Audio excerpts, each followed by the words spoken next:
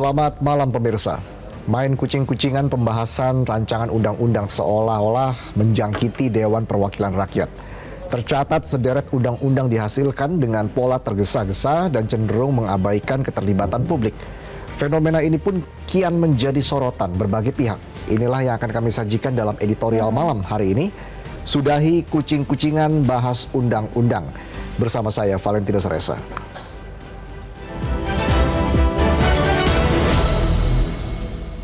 Sudahi kucing-kucingan, bahas undang-undang.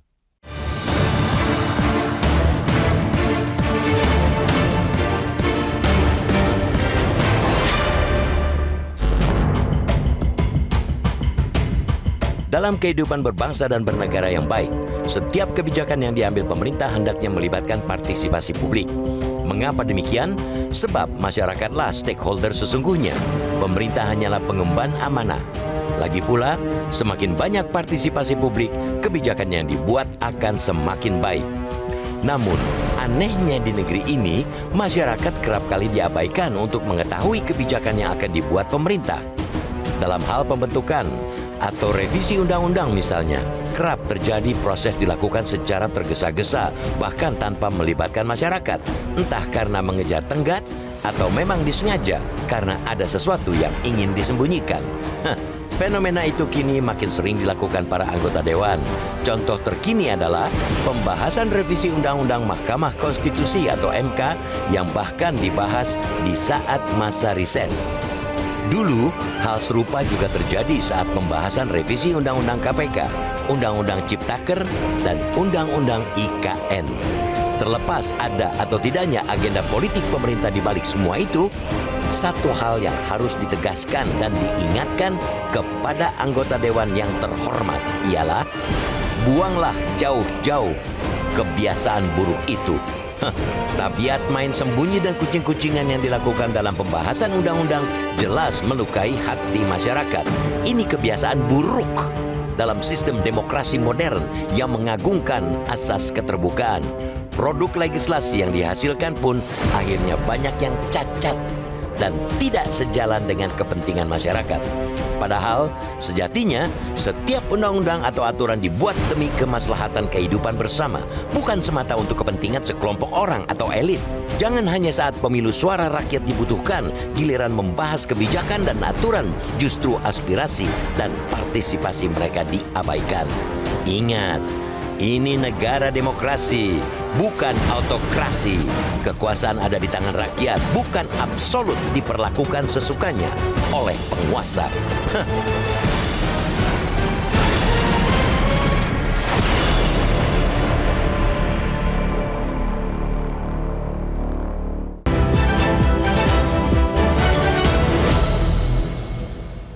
Dan untuk membahasnya, sudah hadir bersama kami di studio anggota Dewan Redaksi Media Group, Indra Maulana. Selamat malam Mas Indra, apa kabar? Ya, Reza, selamat malam. Kabar baik. Kabar baik, dan tema kita hari ini sudahi kucing-kucingan, bahas undang-undang. Mas Indra, ini kan kalau di akhir periode itu memang fenomenanya seperti ini. Ada pembahasan yang memang bisa dikatakan operasi senyap begitu, Mas Indra, dilakukan secara cepat, tergesa-gesa, kalau bisa terhindar dari kejaran publik. Anda melihatnya seperti apa ini? Seharusnya tidak lazim seperti itu ya, kecuali memang cepat melakukan pembahasan undang-undang itu dengan tujuan memang itu urgent dan demi kepentingan publik dan yang pasti harus terbuka. Saya ingin memulai dari tadi, mungkin kalau kita menyimak di program sebelumnya, dalam closing soal pengertian demokrasi. Tadi di editorial pengantar tadi juga disampaikan bahwa negara kita adalah negara demokrasi. Apa sih demokrasi itu? Dari rakyat, oleh rakyat, untuk rakyat. Stakeholder sebenarnya di negara demokrasi adalah publik atau rakyat. Nah, ketika membuat undang-undang, undang-undang ini untuk siapa? Tentu saja untuk kepentingan rakyat. Mengatur segala kepentingan dan kemaslahatan publik. Sehingga lebih sangat tepatnya adalah ketika ingin membuat peraturan perundangan, peraturan kebijakan, tentu saja adalah keterlibatan publik yang diutamakan, tentu saja diutamakan ataupun memang sudah diprioritaskan. Harus ada keterlibatan publik. Apalagi DPR, wakil rakyat, perwakilan rakyat, tentu saja harus melibatkan rakyat. Kan itu sederhananya seperti itu. Nah, ketika ada undang-undang atau revisi terhadap undang-undang dilakukan di masa reses, publik tidak mengetahui, ini kan kemudian menimbulkan kecurigaan dan pertanyaan publik. Undang-undang ini untuk siapa dan untuk apa? Untuk kepentingan jangka pendek. Kenapa dilakukan di masa reses yang kemudian memang harus tertutup juga? Kenapa dilakukan di masa pemerintahan yang mengalami masa transisi pemerintahan yang banyak disebut di masa lemdak, masa bebek lumpuh? Bukankah ini nanti berpotensi menimbulkan soal legitimasi misalnya? Padahal kalau kita bicara MK kan ini setelah selesai terkait dengan sengketa pemilu kan. Betul. Setelah menyelesaikan sengketa pemilu, tapi toh ada revisi undang-undang MK ini yang muncul. Tapi sebelum kita lanjutkan lagi, Mas Indra, kita dengarkan pernyataan dari Ketua MK-MKI Dewa Gede Palguna berikut ini. Pertanyaan yang pertama muncul dari saya itu adalah, masih bergunakah sih? Enggak sih? Orang-orang ahli itu diundang untuk berbicara soal-soal begini, atau masih didengarkah mereka ini atau omongan kita ini oleh para pembentuk undang-undang? Karena maunya kan sesuka-suka aja dia kan. Besok bikin undang-undang apa, tiba-tiba sudah disahkan saja gitu ya. Nanti jawabannya gampang aja, nanti silakan kalau memang sudah setuju selesaikan di Mahkamah Konstitusi. Nah sekarang Mahkamah Konstitusinya tadi Prof. sudah disampaikan apa namanya, semacam di court packing bill kan gitu ala Indonesia gitu ya, karena dianggap 9 justices of the US Supreme Court itu dianggap sebagai mengganggu program-program New Deal-nya dia. Selalu putusannya 5-4 gitu kan, 5 yang mengabulkan, 5 yang menyebabkan program tidak berjalan lalu 4 dissenting gitu. Iya, itu adalah kritik yang disampaikan oleh Ketua MK-MK, Mas Indra. Dan tentunya kalau kita lihat dari aksi senyap ini seperti yang terjadi misalnya revisi Undang-Undang MK, lalu nanti kita bahas lagi terkait dengan Undang-Undang Penyiaran, revisi Undang-Undang Penyiaran. Artinya kenapa seakan-akan suara rakyat itu hanya dibutuhkan ketika pemilu? Nah ketika melakukan revisi kebijakan ini seperti terpinggirkan begitu suara rakyat. Akhirnya kan tertangkap kepada publik secara awam, kok terkesan sekarang ini lagi ada tren mengejar deadline, kebut-kebutan dengan senyap, merevisi sebuah undang-undang yang ketika dilihat urgen atau tidak urgennya ternyata sebenarnya bisa menjadi debatable, ini sebenarnya tidak terlalu urgen. Kita lihat satu-satu. Dari soal bicara revisi Undang-Undang MK, seurgen apa sih harus merevisi undang-undang itu sekarang di masa reses terutama, dan itu sudah disepakati di hari Senin kemarin gitu ya, pekan ini. Sementara isinya salah satu pasalnya kontroversial, yaitu soal masa jabatan hakim konstitusi. Dan lebih kontroversial lagi ketika dibahas dalam pasal tersebut adalah masa jabatan 10 tahun yang 5 tahun selanjutnya itu harus dikembalikan ke pengusul. Ini saja sudah menjadi perdebatan selama ini ketika Hakim Aswanto waktu itu digantikan, harus ditarik oleh DPR. Loh, waktu itu kan sudah ada penjelasan dari masing-masing pakar hukum tata negara, bahkan juga mantan-mantan hakim konstitusi. Pak Palguna itu mantan hakim konstitusi, sekarang ketua MK-MK. Tadi saya lihat di forum tadi juga ada Pak Hamdan Zulfa, mantan ketua MK, yang semuanya berbicara tentang keanehan-keanehan pasal-pasal yang diusulkan dalam revisi Undang-Undang MK ini. 5 tahun selanjutnya dikembalikan kepada pengusul. Padahal itu tidak ada pengertian bagaimana pengusul dalam hal ini adalah legislatif, eksekutif, legislatif itu DPR, eksekutif itu presiden, dan yudikatif dari kehakiman, itu merasa memiliki hakim-hakim konstitusi ini. Itu seharusnya independen. Ya, hakim itu sifatnya adalah independen, bukan karena kalau tidak independen menjadi tergantung, kan ini tidak boleh. Hakim itu independen. Nah, kalau dikembalikan pengusul berarti dia tidak independen karena tergantung pada lembaga pengusulnya. Misalnya begini, Reza, ada satu hakim, cara saya pakai contoh nama Reza misalnya, diusulkan oleh DPR. Ketika nanti dalam perjalanannya Reza banyak melakukan atau posisinya, karena ini masing-masing independen kan, makanya ada dissenting opinion, bukan kolektif kolegial. Di situ dikatakan misalnya, ternyata Reza banyak mengabulkan gugatan yang merevisi undang-undang yang dibuat oleh DPR. Reza tarik aja, kan jadi tergantung, tidak independen hakim itu. Nah ini kan juga dari sisi seberapa urgennya sih harus dikerjakan sekarang di masa reses lagi, gitu. Ini kan menjadi pertanyaan-pertanyaan publik. Ada apa? Ini untuk apa? Untuk siapa? Itu yang kemudian Nah, kita coba masuk ke... Dan publik juga Betul. tidak dilibatkan begitu. Dan yang Ya. bersuara keras ini tadi selain ada Pak Palguna yang sekarang ketua MK, dulu pernah menjadi hakim konstitusi, lalu ada Pak Prof. Hamdan Zulfa yang juga merupakan mantan ketua MK waktu itu. Juga kita mendengar sendiri dari protes ini ya, keanehan-keanehan ini dari Profesor Mahfud MD. Profesor Mahfud MD ini mantan Menko Polhukam yang baru saja lepas jabatannya. Jadi bukan Menko Polhukam yang lama, tapi baru-baru saja nih lepas jabatannya. Dan Pak Mahfud MD ini juga pernah menjadi ketua MK. Yang juga aneh, ini ada apa? Ketika pernyataan Pak Mahfud kurang lebih, saya kutip, ketika saya berada masih di sana, sebagai Menko Polhukam, saya tahan-tahan yang seperti ini. Kenapa ketika saya nggak ada, ini lolos? Artinya dugaan-dugaan kesenyapan dan terburu-buru, kalau bahasa di editorial kucing-kucingan. Iya. Jangan-jangan ini benar, ada apa? Untuk siapa? Betul. Satu sisi itu revisi Undang-Undang MK. Kita beralih ke revisi Undang-Undang Penyiaran nanti kita bahas penyiaran, ya. setelah jeda ya. Mas Indra, tetaplah bersama kami pemirsa di Editorial Malam.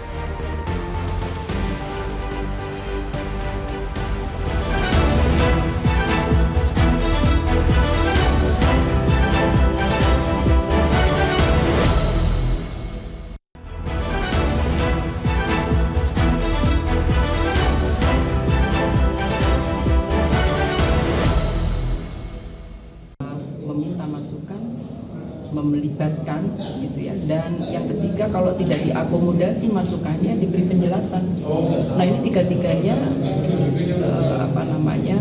kita bahkan diundang untuk dimintai pendapat terhadap draft ini tidak ada, meskipun ini sudah disusun sangat lama.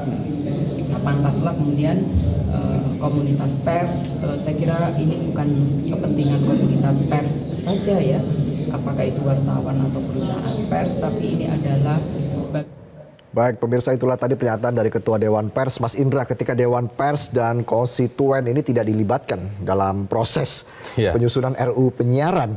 Ini kan menjadi pertanyaan publik lagi, Mas Indra. Kita belum selesai dari MK. Tadi kita sudah banyak bicara soal MK, karena revisi Undang-Undang MK itu kan sebenarnya tidak masuk prolegnas juga ya. Dan akhirnya dibahas Dewan Pers ini menyatakan ke publik, menggelar pernyataan pers ya, terbuka, dan menyatakan menolak, itu karena dia menemukan. Jadi bukan ketika dilapori atau rencana diundang ataupun apapun, kalaupun di akhir-akhir gitu ya, misalnya itu pun juga menyalahi prosedur sebenarnya. Tidak pas lah secara prosedur ya, perlibatan komunitas ketika pembentukan undang-undang, masyarakat, artinya kan unsur masyarakat. Itu Dewan Pers itu mengakui menemukan adanya pasal atau draft pasal yang ternyata dalam rencana revisi undang-undang penyiaran ini bertentangan dengan undang-undang pokok pers itu sendiri. Jadi konsiderannya tentang pers, tetapi bertentangan dengan undang-undang pokok pers. Ini yang menarik, yang menarik kemudian sehingga Dewan Pers bersuara keras. Artinya kalau tadi di MK ada tokoh-tokoh hukum tata negara dan mantan-mantan hakim konstitusi yang menyatakan keanehan dalam soal revisi undang-undang penyiaran, Dewan Pers menyatakan menolak dan menyatakan di sebagian anggota dewan yang lainnya kepada media, bahkan kepada kami gitu, menyampaikan bahwa ada dugaan kesenyapan dan ketersembunyian yang sedang dilakukan, karena ketika saya tanyakan lebih lanjut, ini baru disadari oleh Dewan Pers atau bagaimana? Tidak, kita menemukan. Jadi kalau bayangkan kalau Dewan Pers tidak menemukan pasal yang aneh itu, salah satunya itu ya? Salah satu pasalnya adalah melarang liputan eksklusif investigasi, ya kan? Ini kan aneh dan itu disisipkan loh. Di pasal 50B ayat 2 itu huruf A-nya tentang informasi hoax, kemudian huruf B-nya seputaran kurang lebih sama konten-konten berbau narkoba, psikotropika, itu umum ya. Oke. Tapi di konten C-nya itu tentang liputan investigasi, kan ini nggak nyambung sebenarnya ini. Ada apa? Seolah ada disisipkan di situ. Menurut Dewan Pers menyatakan seperti itu. Nah, ini kan aneh. Ketika Dewan Pers sebagai penanggung jawab atau kemudian perselisihan sengketa pers yang selama ini ada Dewan Pers merasa tidak tahu ada seperti ini. Artinya ada upaya. Bayangkan Reza, kalau mereka tidak bersuara, termasuk juga dari IJTI yang menolak ini. Bayangkan kalau mereka tidak bersuara, mungkin sudah disepakati itu, draft itu. Sangat fatal ya. Iya. Sementara pers ada pilar keempat. Sementara pers kalau kita lihat adalah pilar keempat demokrasi. Dewan Pers sudah bersuara. Ada apa ini? Apakah ini akan kembali dibungkam pers? Karena akhirnya muncul pertanyaan seperti itu. Dan wajar muncul pertanyaan seperti itu ya. Iya, kalau kemudian jangan sampai publik juga kemudian merunut kemudian yudikatif dalam hal ini Mahkamah Konstitusi akan diberlakukan seperti itu melalui revisi Undang-Undang MK. Salah satunya kan MK adalah yudikatif. Kemudian pilar keempat demokrasi. Ya. Ada pers yang mungkin saja bisa dikekang seperti itu dengan melalui revisi undang-undang yang dikerjakannya diam-diam, senyap, tanpa melibatkan partisipasi publik, dan seolah buru-buru begitu. Ada apa? Seberapa urgensi merevisi undang-undang penyiaran itu dilakukan saat ini? Jadi sebenarnya fenomena ini bagaimana ini agar publik juga sadar begitu. Tadi kan fatal sekali kalau misalnya dari Dewan Pers tidak menemukan hal itu. Iya, Dewan Pers menyatakan menemukan pasal yang ganjil itu. Kalau bayangkan kalau mereka tidak menemukan pasal ganjil itu, IJTI juga tidak menemukan pasal yang ganjil itu, itu kan bertentangan dengan Undang-Undang Pokok Pers. Bagaimana liputan investigasi dilarang di media begitu, secara eksklusif nggak boleh tayang gitu. Terus ada juga pasal dalam revisi Undang-Undang Penyiaran yang agak aneh juga, sengketa pers itu tidak di Dewan Pers lagi, akan ditaruh di KPI. Nah, sementara banyak publik yang menangan KPI itu kan produknya dari DPR. Maksudnya ketika supaya jadi anggota KPI itu kan melalui fit and proper test, artinya produk DPR gitu loh. Nah ini yang menjadi pertanyaan-pertanyaan. Soal benar salah mungkin bisa debatable, tapi kenapa tidak terbuka? Undang Dewan Pers misalnya, undang komunitas pers yang lain misalnya, kalau soal penyiaran ya IJTI misalnya. Kenapa tidak diundang gitu? Oke, jadi memang kalau kita bicara sebelumnya juga masih banyak undang-undang yang terkesan begitu ya, revisi ataupun rancangan undang-undang yang memang terkesan seperti senyap, terburu-buru, mau mengejar apa sebelumnya gitu kan. masih ada Ciptaker kita tahu, lalu juga ada undang-undang IKN seperti itu. Nah, kedepannya ini bagaimana Mas Indra agar memang mata dari publik ini bisa terbuka begitu Mas Indra terkait dengan hal-hal yang memang dibahas di DPR? Kalau kemudian memang aksesnya tutup, kalau dalam konteks Undang-Undang MK itu kan banyak yang menyatakan baik dari masyarakat sipil ya, saya kutip dari PSHK mengaku akses membuka materi-materi yang akan direvisi itu tidak bisa. Undang-Undang MK. Tapi ini revisi Undang-Undang MK ini sudah disepakati di hari Senin pekan ini. Nah, ketika itu terjadi mereka waktu itu mengakses tidak bisa, tertutup. Ya buktinya juga seperti Prof Mahfud menyampaikan protesnya, menyampaikan ada keanehan gitu kan.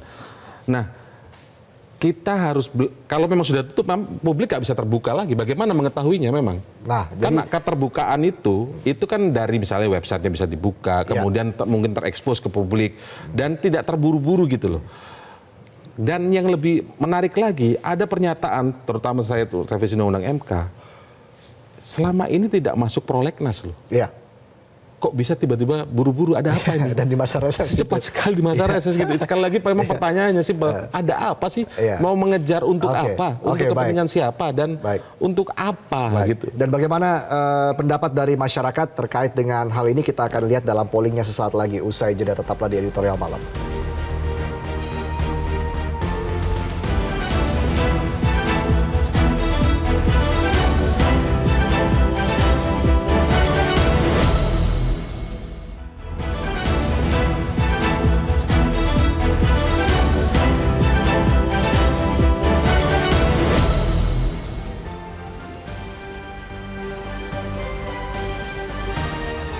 Pemirsa, inilah polling yang dilakukan oleh tim Metro TV dalam Instagram @metrotv dengan pertanyaan apakah Anda setuju pembahasan undang-undang yang tergesa-gesa merugikan masyarakat. Mayoritas menjawab ya dengan angka 91%. Sementara dari akun X Metro TV kita lihat dengan pertanyaan yang sama yang mengatakan ya atau setuju pembahasan undang-undang yang tergesa-gesa merugikan masyarakat 94%, yang mengatakan tidak 6% begitu ya Mas Indra. Artinya sama-sama sangat jelas 90%, di atas 90%. Artinya kalau ketika masyarakat tidak dianggap lagi sebagai stakeholder dan sepertinya ini menjadi kebiasaan buruk di DPR, Mas Indra, dampak ke depan seperti apa ini? Pembuat undang-undang itu adalah DPR dan pemerintah. Jadi tidak hanya DPR yang seharusnya mendengarkan ini, tapi pemerintah juga. Artinya karena ini presidensial, sebenarnya posisi di eksekutif jauh juga lebih menentukan sebenarnya ya dalam sebuah pembuatan sebuah undang-undang. Jadi hentikan juga, bukan hanya sudahi kucing-kucingan membahas undang-undang, tapi hentikan juga cara-cara tanda kutip ngeles. Oh itu bukan inisiatif pemerintah misalnya. Oh itu bukan inisiatif DPR. Nggak bisa. Undang-undang adalah pemerintah dan DPR. Jadi polling tadi itu sebenarnya ditujukan kepada dua elemen, yaitu legislatif dan eksekutif, pemerintah dan DPR. Dan jangan sampai betul. ini terus mengikis kepercayaan publik. Itu yang kita pemerintah tidak dan juga mau. DPR. Kita tidak mau seperti itu karena apa? Sudah ada contohnya. Tadi Reza sudah mencontohkan soal undang-undang IKN, kemudian Ciptaker, kemudian apa baru tadi revisi undang-undang KPK ya. Semua undang-undang yang diduga diburu-buru tidak melibatkan partisipasi publik pada akhirnya diakhiri dengan demonstrasi masyarakat turun. Itu yang kita tidak mau terjadi lagi. Jangan sampai seperti itu. Jangan sampai seperti itu karena sekali lagi kita ingatkan di forum ini bahwa masyarakat publik adalah stakeholder sebenarnya. Baik, Mas Indra Maulana, terima kasih atas analisa Anda sudah bergabung bersama kami Terima kasih, di Auditorial Malam. Pemirsa, saya Valentinus Reza mewakili kerabat kerja yang bertugas mengucapkan terima kasih atas perhatian Anda. Sampai jumpa.